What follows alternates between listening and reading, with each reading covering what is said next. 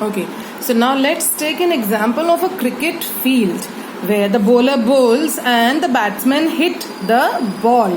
Now suppose you are fielding. Now what happens now? Here you can see there are three conditions, A, B and C. Once the fielder tries to hold it. Now what happens here?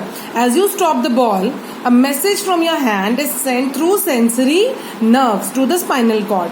The sensory nerves give the message to the nerves in the spinal cord.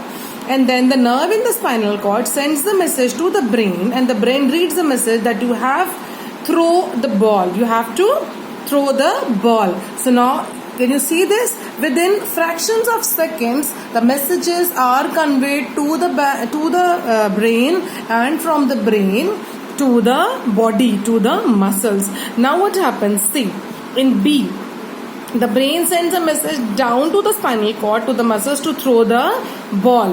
Now the ball is thrown. The nerves in the spinal cord give the message to the motor nerves. So again the message is passed on. And now here in condition C, the motor nerves carry the message to each muscle that the ball is required to be thrown. See, you caught the ball. You got the message that the ball is in your hand. The nerves are sending message to the brain that you have caught the ball. Now you have to throw it. Now the brain commands the hand, commands the muscles to throw the ball. And here you can see in position C, you are throwing the ball towards the wicket keeper. So this is how your brain works. This is how the sensory nerves and the motor nerves work. And they gives you command, and then you follow them. Your muscles follow them. Now what are reflex actions? See, when you prick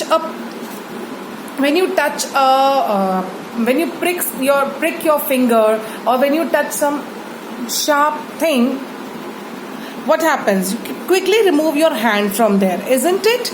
Don't you remove it? Like here in this picture, you can see a person is touching the cactus. And cactus, we know it's spiny. It has thorns on it.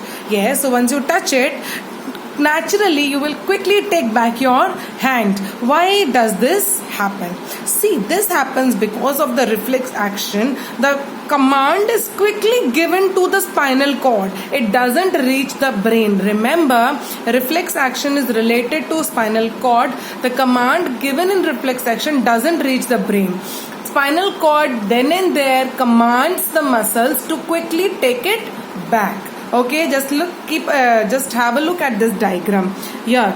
See, and what is reflex action now? Actually, see, an automatic and quick action that our body makes. Okay, often without us even thinking about it. We never know. You may not think of taking your hand back before touching it. Okay, sometimes a quick response, okay, to some stimulus is called as reflex action. So here this cactus plant is the stimulus, and this is your response. What is your response? That you withdraw your hand immediately. Yes, so this action is called as reflex action. So these instant actions which do not involve the brain, they are controlled by the spinal cord. What are they controlled by? Spinal cord directly. Example, if we touch a hot or sharp object, we withdraw our hand immediately. Yes. So, and watering of our mouth on seeing a favorite food. Doesn't your mouth water when you see your favorite dish coming to you? Yes. So this is actually reflex action. And when we touch a sharp object, the nerve ending in the figure feels the pain as the message reaches the spinal cord through the sensory nerve, and the spinal cord sends the message quickly to the muscle to bring it back. The command is to pull it back. Okay, now here brain is not involved, okay, in reflex action. It saves us from getting injured by saving on the time, because the brain will otherwise take in receiving and going message will take some more time. So that time is saved. So reflex action is a quick action, quick response to some stimulus. Okay, now next week we are going to study about sense organs.